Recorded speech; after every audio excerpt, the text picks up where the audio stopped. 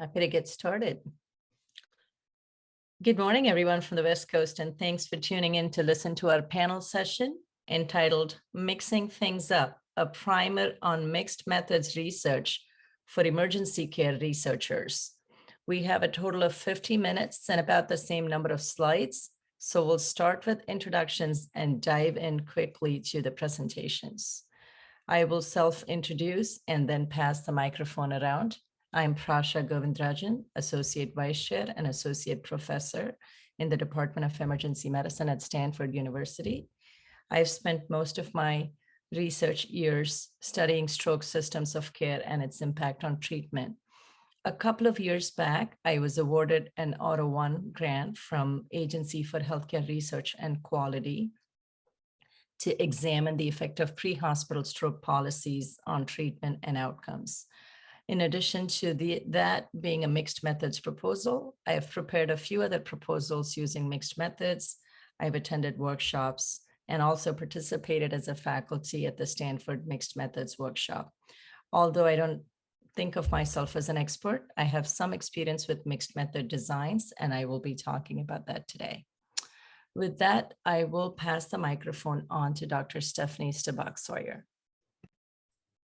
Hi there, everyone. Stephanie Stabach-Sawyer. I'm an instructor in the Department of Emergency Medicine at Stanford University with Prasha there. And my background is in methods. So I did my formal training and my PhD is in quantitative research designs and measurement. And then I did a postdoc in qualitative research. And I do a lot of work within the context of medical education, mostly around teams and what I've been characterizing as interdependence. So with that, I'm gonna pass it on to Ambrose.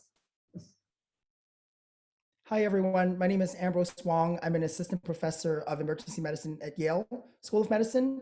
My background is actually in healthcare simulation and educational research, specifically using qualitative research methods. And the topics that I do research in is around behavioral care and behavioral emergencies. So really happy to join the team. And I'll pass it on to Bryn.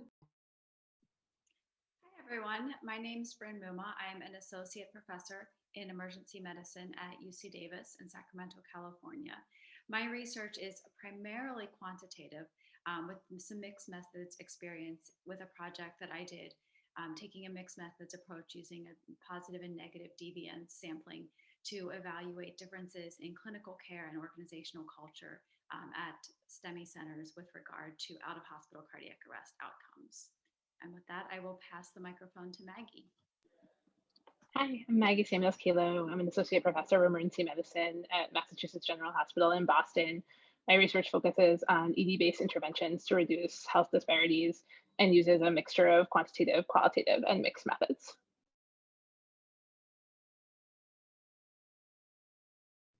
And so if we can go on to the next slide, here are the funding disclosures that we all have, current funding that we're all holding. And before we jump right in with our slides and some of the material here, if we can go to the next slide, I'm going to ask all of you to go into, if you're on a tablet, it might be at the top in the corner. If you're on a desktop, it might be in the bottom. It'll say like reactions or something. Ambrose, if you can go to the next slide. We have a question for you. What is your experience with mixed methods research? So feel free to go into the reactions tab or wherever that is in the device that you're using. Pick your favorite icon and let me know. So for instance, I'm going to put one of these icons and just drag it onto the slide. It's not.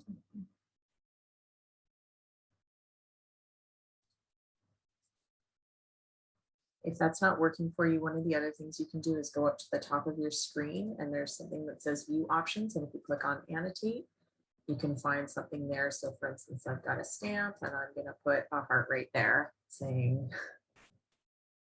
how I feel about mixed methods research. Yay, we're getting there. Okay, great. How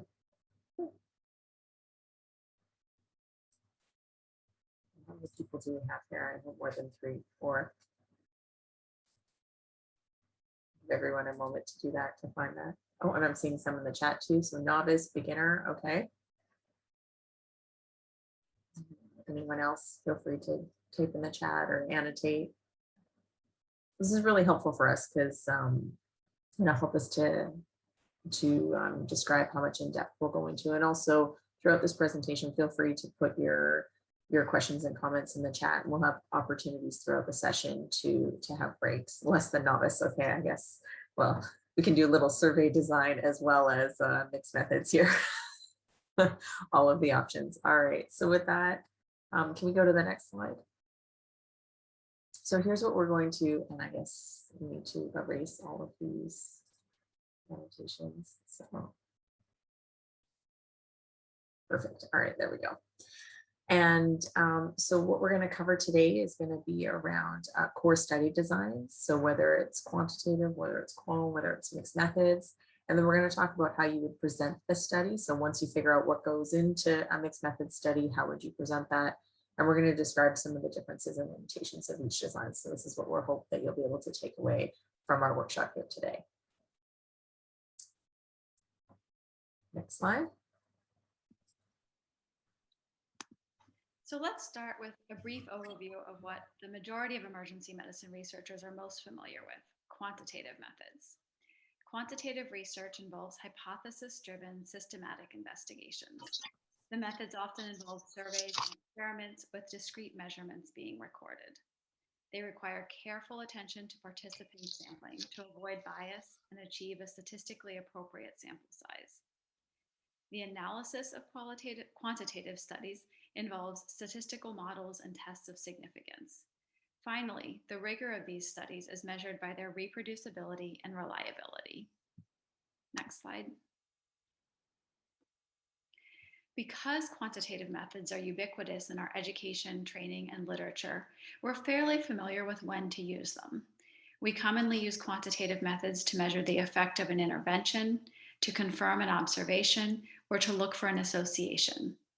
Examples of questions that would be best answered by quantitative methods include: does X intervention decrease mortality in a certain disease? Are women less likely to receive a treatment or intervention than men? Or is age associated with mortality in COVID-19? Next slide. To answer quantitative questions such as this, a variety of quantitative study designs exist. We can think of them in this hierarchy of evidence, with those producing the lowest quality evidence at the bottom of the pyramid, and those at the top producing the highest quality evidence. While the first two layers, editorial and expert opinion, and case reports and case series, are included here for completeness, we're not going to focus on them today because they're not really quantitative study designs. The next layer, case control studies, includes a population of cases with the disease or outcome of interest, and a population of controls without the disease or outcome of interest. The cases and the controls are often matched so that they have similar features such as age and sex, and one case may be matched with multiple controls to increase the study's power. These are particularly useful in studying rare diseases. Cohort studies, the next layer, involve a group or cohort of patients who are at risk for a certain disease or outcome and are observed over time for the development of that disease or outcome. Patients are divided into groups for comparison based on their exposure status. In some cases, patients are enrolled and followed prospectively.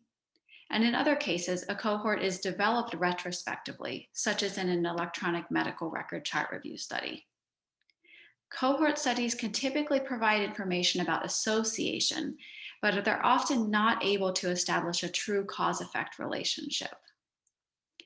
We then move into clinical trials, which, as many of us have heard, can be randomized or not, controlled or not, and blinded or not, with the highest quality study being considered a randomized, controlled, double-blind trial. So, as the name suggests in these studies, randomized controlled trials involve randomizing patients, assigning them to receive either the intervention being studied or a control intervention.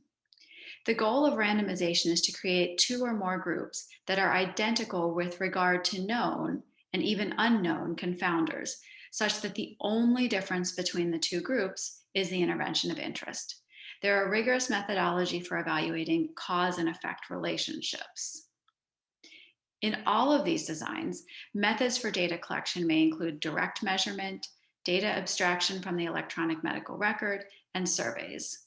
Survey design is really a lecture in and of itself. It's a very complicated process, but the questions are typically closed-ended in contrast to qualitative methods. So they may have Likert type responses, multiple choice, yes, no, or even true, false responses. And then finally, at the top of the triangle, we have systematic reviews and meta-analyses. And these bring together data from multiple randomized controlled trials and provide the highest level of evidence in quantitative research. Next slide. Once a study design has been selected, the next step is to carefully consider the methods that will be used and how they'll be described in grant and manuscript submissions. So in the quantitative studies, the methods are organized around specific aims or objectives with testable hypotheses. Primary and secondary outcomes must be clearly defined a priori, as must key variable definitions. For example, let's say we're looking to see if there's an association between cigarette smoking and heart disease. Maybe we define our primary outcome, heart disease, as stenosis of any coronary vessel greater than 50% on a coronary angiogram. So a very specific definition. And then maybe we define one of our key variables, tobacco use, as the number of lifetime pack years. Once we have everything defined, we can move on to our sample size and power calculations, which are based on preliminary and published data and are really critical for determining whether the study will even be feasible. Quantitative methods must also include a very detailed analysis plan that includes specific statistical tests to be used and any planned subgroup or sensitivity analyses. The statistical plan for a quantitative study should address items such as patient clustering, repeated measures, and potential confounders. Finally, it's important to consider where the data will be stored and which statistical programs will be used for analysis. Next slide.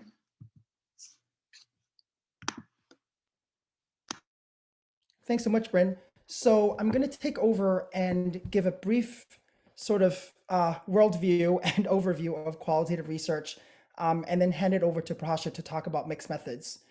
And so in contrast to, and in complementary to Bryn's slides about quantitative research, qualitative methods are almost a different light or worldview about how you approach research and research methods. So the definition, for example, for qualitative methods is any type of research that produces results not arrived at by statistical methods or quantification. And is a pretty broad term. I think in general words, it's really about pulling meaning from text, from words, and from meanings from words. So qualitative research can refer to specific strategies or methods of research. For example, a lot of you may be familiar with the way that we pull qualitative data from interviews, one-on-one interviews, from small focus groups, from observing behaviors and participant behaviors, and doing some ethnography research, which you can think of sort of the old school or original social sciences where they would go into a new culture and immerse themselves and take detailed notes and talk about the processes using text. But the other way to think about qualitative research too is that in addition to the fact that it's a method, it's really about a framework or the way you think about research. And it's actually quite different from how you might think about quantitative research, which for most of us that are trained in healthcare sciences and in medicine, we don't really get much exposure. And so we're just somewhat unfamiliar with that. So what do I mean by paradigm? So here's an example. For example, you may want to design a study using focus groups to look at health concerns for one small disadvantaged community or an urban African American community. So the way to think about it quantitatively might be to say, we're going to report the most common or the most often or the most important health concerns that the participants discussed and count the number of times they may mention that. If they say diabetes 20 times, and that would be something you would report in a quantitative way. But in a qualitative research, what we actually want to understand is really the underlying drivers and the meaning that the participants might say in the words they say in the text they describe. And we want to know how that affects their health. How are they talking about the health? when they say health concerns or when they say disease, what do they mean by that? How are you describing that within those interviews or focus groups, or when you're observing them talk to each other in, for example, an observation? And so you could be descriptive in your analysis and report exactly what they say, or you might want to go into a little bit more detail and think a little bit metacognitively about some of the drivers and theories that you can derive from the health issues and how that might actually affect them at their own individual level, as well as sort of population level, community level, societal level. So here are some ways to think about qualitative research in a different way. The first way to think about this is inductive and deductive approaches. So when I say inductive, it's really thinking about doing the research to help you identify hypotheses. So for example, you might start out to say, let's look at how low-income renters diagnosed with diabetes try to affect and understand affordable housing challenges within their behavioral health needs and their healthcare needs. And once you have some ideas about how that happens, you can then move on to some deductive aims, and you can do deductive research using qualitative research as well. And now you want to understand whether these disparities among low-income individuals diagnosed with diabetes are more or less pronounced if you provide certain resources or develop your intervention. So that's a way to think a little bit about how qualitative research can be both inductive and deductive. The second thing that qualitative research is powerful at is the fact that it can be iterative and or sequential. And one thing we can do is that within both your design process as well as you collecting data, that you can actually do it in a cyclical way. So you might start out with collecting some data and have an initial data collection approach, whether that's a focus group semi-structured interview guide or a field note guide. And then you actually want to look at the data quickly, maybe as soon as you start collecting the data, see if that reflects what you're trying to get at, find some new insights, and then potentially go in and actually change your collection guide or your strategy so that you're digging at some of the interesting theories that you encountered that you may be surprised about or that you didn't first think about when you started the collection process.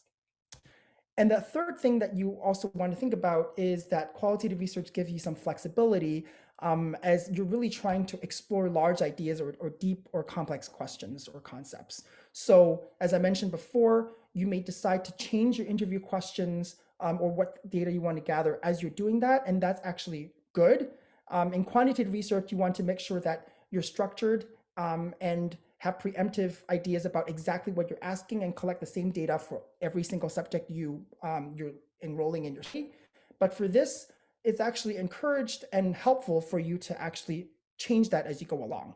And the sampling strategy might also change over time depending on your needs and your research questions as you go along in that data collection process.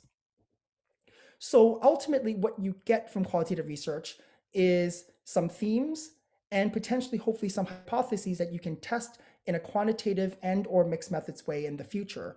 Or you may generate a theory, which you would use a grounded theory approach, which a lot of you, I'm sure, are familiar with.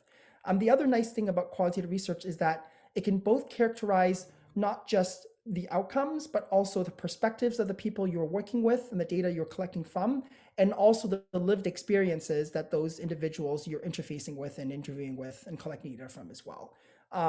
And you can try to find drivers, processes, mediators, and mechanisms using qualitative research as well. So for example, some questions you might start out with is instead of asking questions like affecting, influencing, and what we call directional wording in your aims, you actually may want to ask questions like why or how or what factors. And two ways to think about how you might develop a qualitative research question is what we call telescoping research questions, and the other one is called the grand tour. So telescoping is starting broader, where you're looking at larger questions like, for example, you might start saying, how do public health students adjust to learning qualitative methods? And then once you start talking to them, the students might say they're anxious about trying to understand their basic assumptions about quantitative research and how that might be different from what they're learning in qualitative research. And once you get some ideas, your next question might be a little bit more narrow and focused, and you would say, how do they cope with the anxiety or the stress or the paradox they encounter after learning about qualitative research? And that's sort of a way to telescope. The other way to think about it might be a grand tour, where you're asking big, broad questions, and you have sub-questions within that research domain where you're trying to address multiple concepts. And then finally, just some ideas about how to create qualitative aims within a research proposal. And ways to think about that is to try to think about broader exploration type aims rather than, again, what I mentioned before, which is directional wording. So things that you might want to avoid are words like affect, influence, impact, determine, which may be more quantitative in nature rather than qualitative. With that, I'm going to pass on to Prasha. Oh, I'm sorry, Stephanie. I think it's going up to me. So one of the things that you've heard now about the qualitative and the quantitative research, we've kind of come up with one of these challenge questions, and you'll see them throughout our presentation here. But let's imagine you're in the early stages of crafting an NIH grant, and you have a feeling that your study might require a mixed methods approach. How might you go about selecting a particular type of mixed methods design, and what aspects do you need to be considered? So I know we've got a variety, or I guess variability in terms of people's experience within the group, but I'm just curious as to what are some of the things that people think, and feel free to put them in the chat or unmute yourself. What are some aspects that would need to be considered?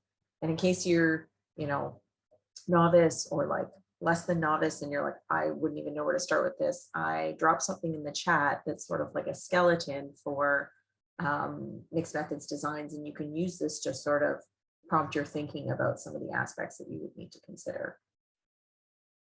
So I'm going to give people just a second here to pull that resource, either unmute, put things in the chat. So one of the things that's come up is, what is the research questions and where do you need to start to answer that? Do you know enough to go quant? Do you need to go qual first, or should that be done in parallel? That is like perfectly teed up for when we talk about mixed methods. Absolutely. Other questions, thoughts, or comments before we move on here?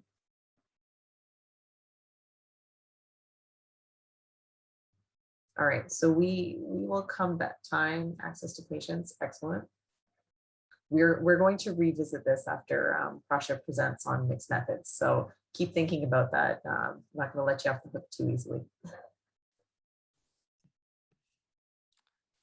Great. Thank you so much, Stephanie. That was a really nice transition slide. And Danny, I think that you just made my job easier. So thank you. You highlighted what we are going to be talking about in the next 5 to 10 minutes. So just to kind of follow Stephanie's question, how do you go about selecting a particular type of design? I think there are two parts to it. What are the type of design, and how do you go about selecting the design? What I'm going to be talking about is what's mixed methods, what are the types of designs, and then we'll have a summary slide that goes back to Danny's point about how do you make those choices. But before I kind of go into the definition of mixed methods, I know we have a wide range of expertise in the audience, and I want to really know from you what you think and what your definition. It could be a simple definition, pretty crude, or you could give a really, long definition of what you think mixed methods is. I would, we could just pause here for just about 30 seconds and see what our audience knows about mixed methods. I think that would be great.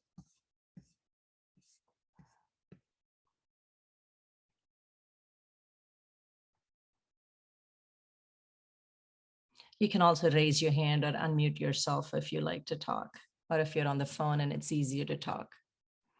What is mixed methods?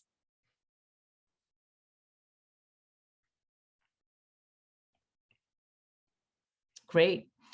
Linear mixed models. Okay. So that's one. Those are responses in the chat, Stephanie. And we'll come back to those. Using qual and quant to complement each other and answer a question. Great. So I'm going to follow on David Barbick's answer. And Danny, I think we are filling up the chat box. I like that. It's not just qual and quant, but it needs to inform each other. Somebody's just reading my mind. I like that.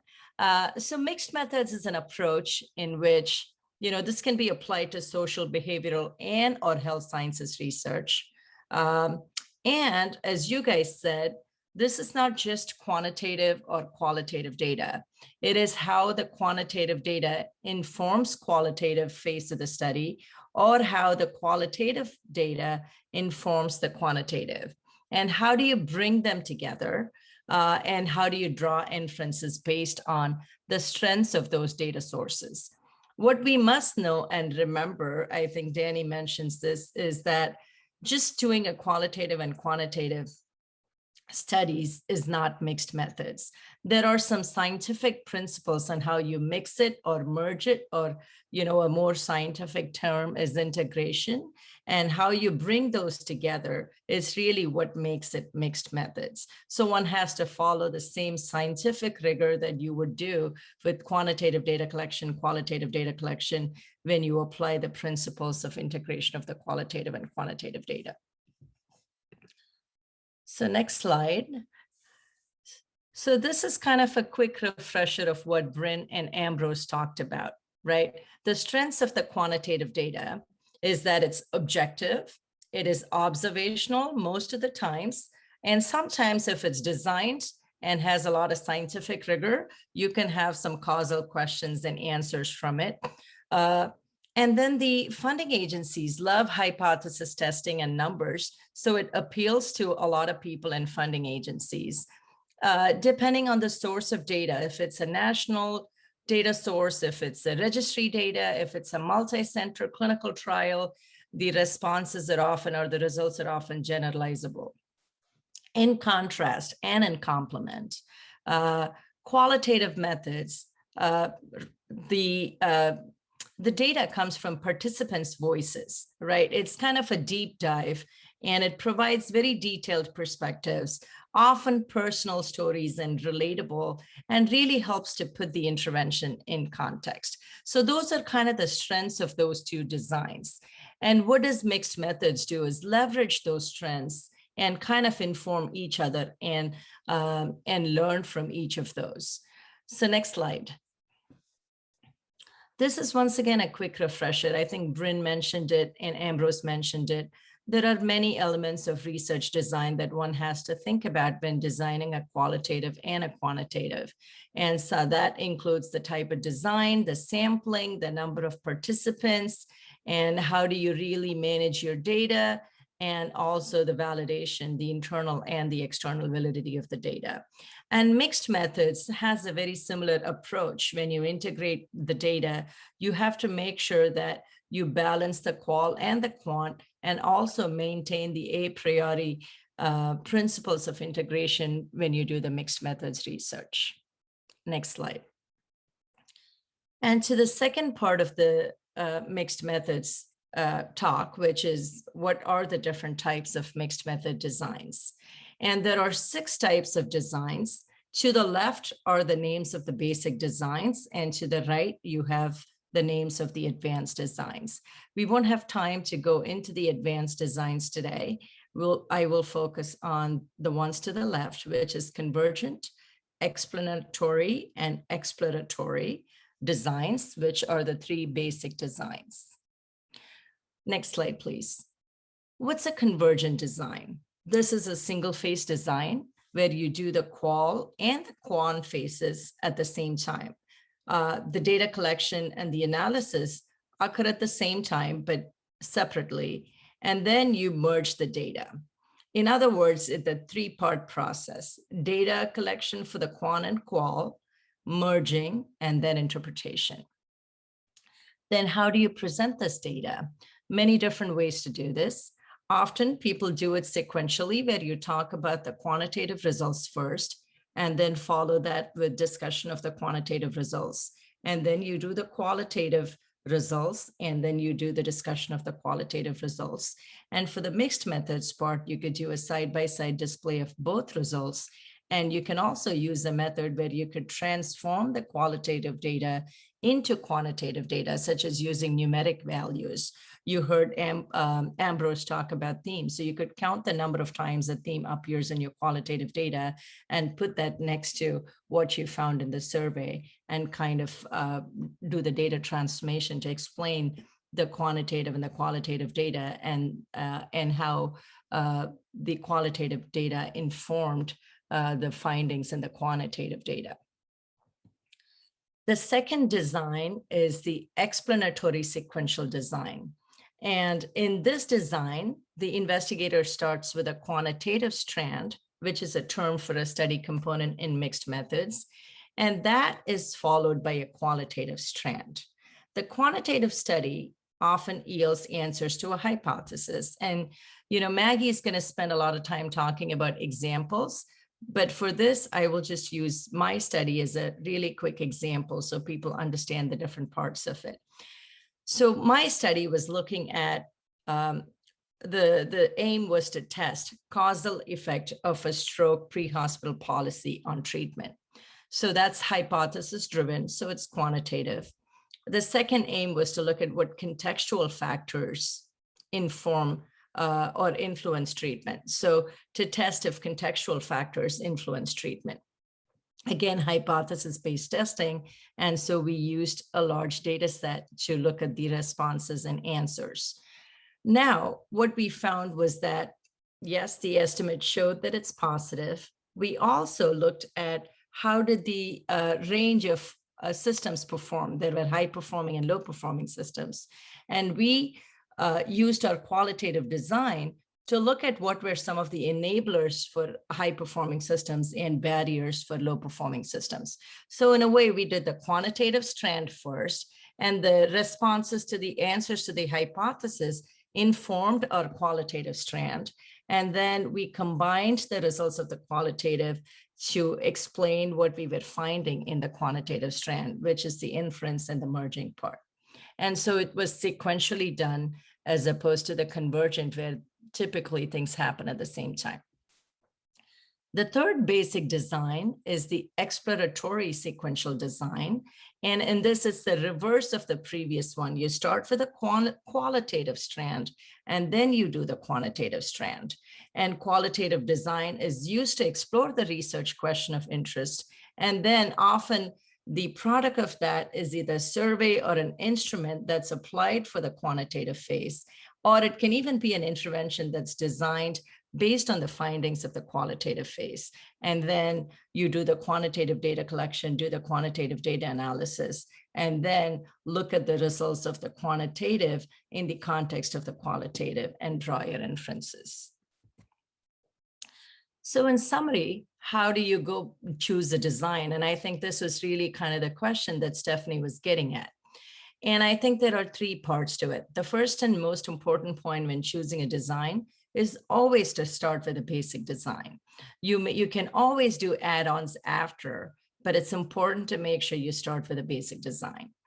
The second part, I think Danny mentioned this in the chat, is you really look at what your strengths are. If you're a quantitative researcher like Bryn, then you want to go for an explanatory sequential design.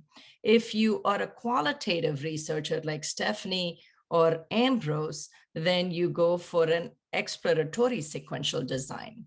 And the third way to do this is also look at what's been published before. If there is heavy quantitative data and there is a need for qualitative data, then you maybe start with what you know and then kind of builds the qual after it. So in summary, the intent, the skills, the knowledge must be used to guide your design selection. So with that, I will pass the microphone back to Stephanie.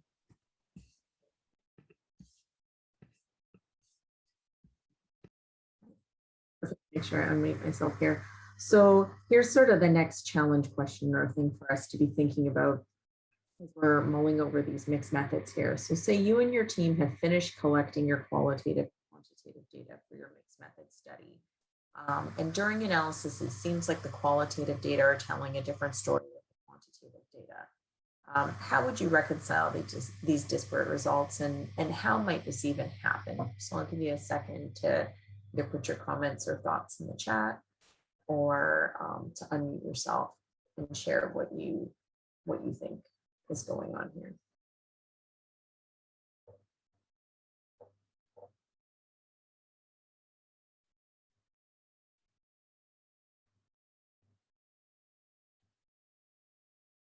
And if you're not sure, what are some of the questions that you might be thinking about?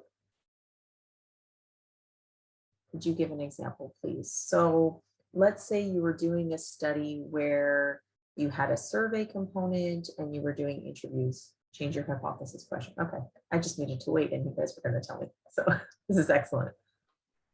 So qual and quant can capture different things based on how the data are generated and stored. These differences are important. Yeah. The subtleties of qual and quant can be lost in analysis. Yeah. Subgroup analysis with quant, considering controlling for some confounders. Yeah. And Maggie will go into some examples here, but I think the big takeaway is if something like this is happening, you really, it all comes back to design with mixed methods, right? So Maggie's going to talk about some examples and then we're going to revisit this after she's done. You're up, Maggie. Great, thank you. So I'm going to give a real life example of how this played out in our own work that I think will answer some of the questions of can this be iterative and what do you do when you don't get the answer you were initially expecting and maybe there's some disagreement in what your data looks like. So this is a project that we did trying to think about how do you develop a measurement for understanding emergency department discharge success.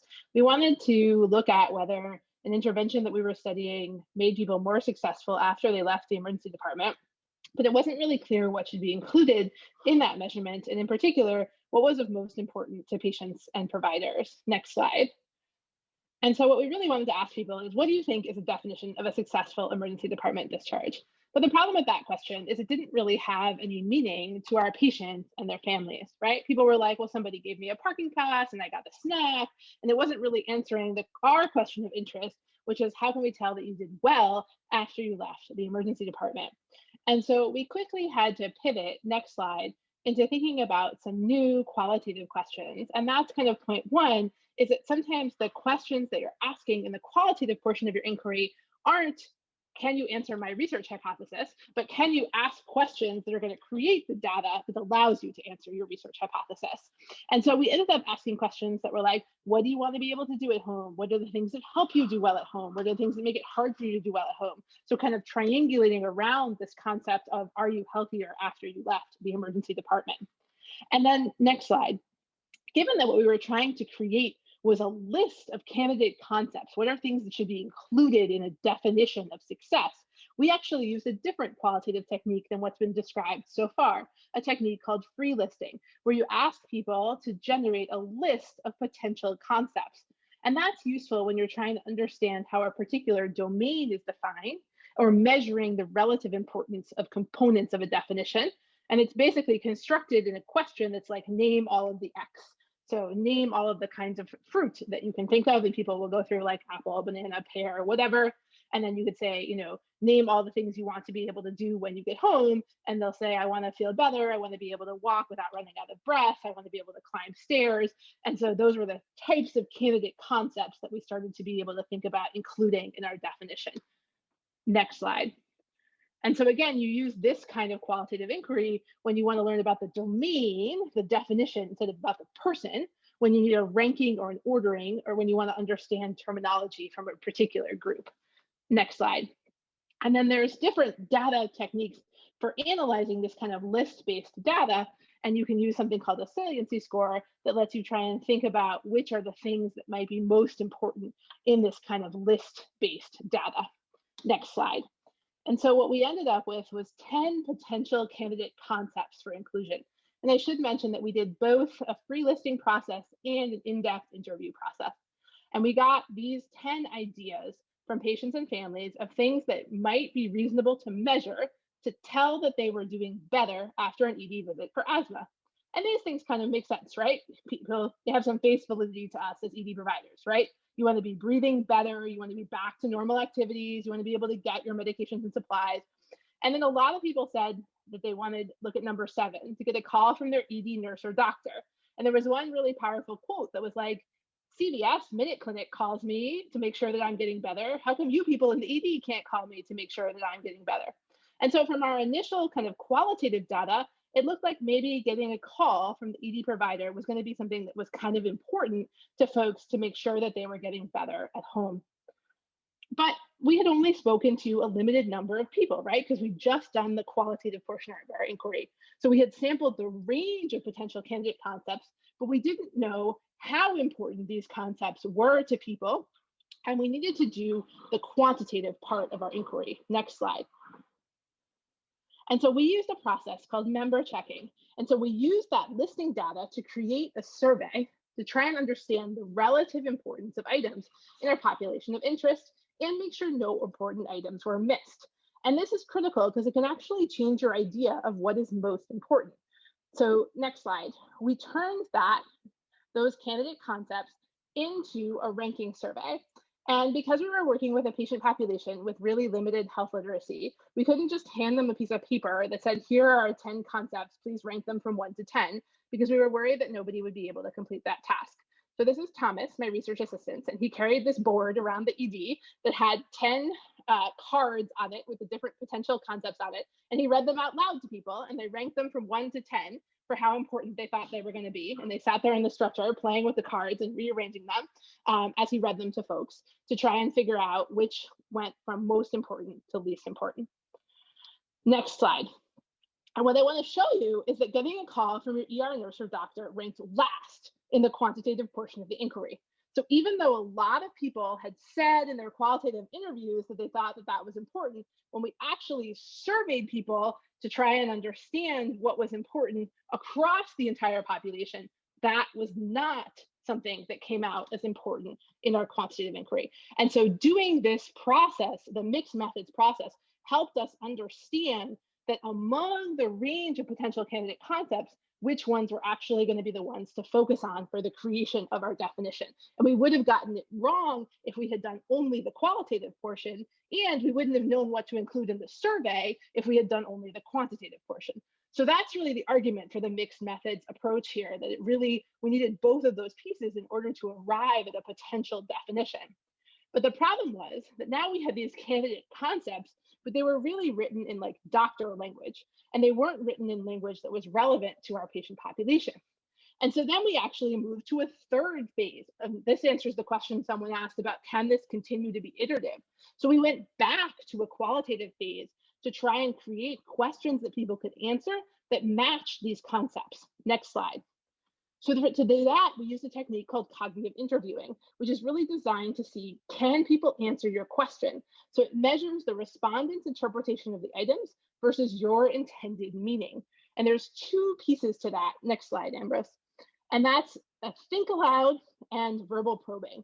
And basically you're asking people to describe their thought process when they're answering your question, and you're asking them specific experiences about the survey. How do you understand that phase, that phrase, and how can we make it less confusing? If you go to the next slide, you'll be able to see an example of what that data looks like and how the questions get changed. So you can see sort of in round one, the questions that we started with and the interview respondents. And then in each round, the questions get changed. You do that process again until you're not getting any more meaningful changes to the question, and you have some sense that they're working as intended. Next slide. And so this just pulls together a picture of what our mixed method process looked like, starting with the qualitative free listing and in-depth interviews to identify candidate concepts, the survey process to identify the ranking of those concepts that should be included in the ultimate tool, and then the cognitive interviewing process to create the questions that allowed us to then ultimately deploy the tool. Thank you, Maggie. That was great. And that's, I think, a really nice example of how you can put these methods together and how they need to be put together in a thoughtful way. I think if it hasn't become clear yet, one of the things that is really important to highlight with this is that you were still trying to answer the same question, and you just went about it using different methods to do so. But at the end of the day, it's the same question. So Ambrose, if you can go to our last challenge question here. There we go. So you're working with your team on a mixed methods research study, and one of your team members suggests that you should divide your study into 3 papers. So going along with Maggie's example there of the 3 phases of the study, 1 for each phase. Is this a good idea? And what would be the pros or cons to this approach? So can I hear thoughts from the audience in the chat, or unmute yourself what are your thoughts about doing this? So one is like, depends. Do you need to get promoted sometime soon, or do you want to get promoted sometime soon? Yes. Others' thoughts. So someone said, not a bad idea, but you want an integrated paper as well in order to maximize the benefits of using mixed methods. It's also really nice to present the qual and quant side by side. Yeah. Others' thoughts, comments? I'm curious to hear from some of the panel members. Like, I don't know, maybe Maggie, can you tell us a little bit about, did you even have this conversation with your team before you published this study? Yeah, for sure. And it was really interesting because this study spanned the end of my fellowship and beginning of my faculty career. So this data was collected across 2 different institutions. And so there was a lot of pressure to split it, actually. And it was complicated to explain in the paper why we felt like it really had to be kept together as one sort of cognitive process. I will say we have other examples of work that we didn't have time to present here where we did end up splitting it because it felt like the stories were sort of complete enough in the quantitative and qualitative parts that it made more sense to split them. And so I think it kind of depends on what you're trying to communicate and how your project fits together, what ultimately ends up being the best way to present it. I know in some of the mixed method studies that I've done, I've made the choice to keep it together because you're really, sometimes you can disadvantage your reader if they're reading your study and you're like, oh, we did qualitative here. You see the richness and the fullness of mixed methods if you don't present both streams of data collection and analysis within the paper. But sometimes when you're doing this work, you get some of these unexpected or unanticipated findings. So I've found that often when I'll split another paper off, it'll be to a slightly different question and allow that other paper to more fully describe that, and then have my paper that focuses on the mixed methods there. So again, going back to that handout, that gives you just a really nice structure or framework or things to think about. You want to think about, are you going to decide whether you're going to do your mixed method study before? Are you going to be open to the fact that you might do mixed methods as you've already started your research? What's going to get priority? How are you going to do timing? What resources and things do you have? So I think that's really important there. I see another comment here in the chat, just to play devil's advocate. One of my mentors cautioned me against writing a mixed methods paper and recommended splitting it up because of concerns regarding editors or reviewers not understanding mixed methods approaches. I think that's more of a challenge with our field specific, like more so than a methodological challenge there, right? So if you think about one of the challenge questions that we had around NIH funding too, one of the things that I've heard is people say, well, if you're going to do mixed methods, never start with a qualitative first aim, right? So I think there's some things we have an opportunity and a responsibility as researchers within this field to sort of educate our peers on, from a methodological standpoint, how these things can be done well. Ambrose, can you go to the next slide? And Bryn commented that it's really important to look at what the journal publishes, right? And ask if they would consider qualitative for mixed method studies. I agree, you have to know your audience, right? And if it doesn't fit in a particular journal, you probably also have to think about the readership within that journal as well. So like, who would be interested in your mixed methods design? Absolutely. So the next slide that we have here are just some guidelines. If you haven't heard of this already, it's the Graham's checklist. And so just different things that when you're writing up a mixed method study, if you have someone like myself who's a methodologist, these are the types of things that you'd be looking for. And so in the same way that we have like our Prisma and our core, things like that, we want to make sure that we're providing the information that a reviewer needs to be able to accurately assess the quality of the work that you've done. And so I thought this was a really great resource and just some examples there of things you might want to include in the different sections. Next slide. Stephanie, I'm just going to interrupt and say we have maybe 1 minute. So I just want to thank everybody for joining us, and I'll let you finish the next two But I just want to give you a heads up that we'll be wrapping up pretty soon. Sure, absolutely. The only last two slides that we have here are just some resources. So if you're interested in mixed methods, there's a group at Stanford. You can sign up for their course. There's a group out of Michigan. This is a really great resource and textbook. And the next slide is just there you go. It's just about Aspire. So another group that you can be a part of and sign up if you want more training in this area. So that is the end of our presentation. Thank you so much. Here's our contact information if you ever want to reach out. If you have any questions or comments or anything like that, I'm personally always happy to chat about methods. That's the thing that brings me joy. But thank you so much for coming, and we appreciate your attention throughout this session.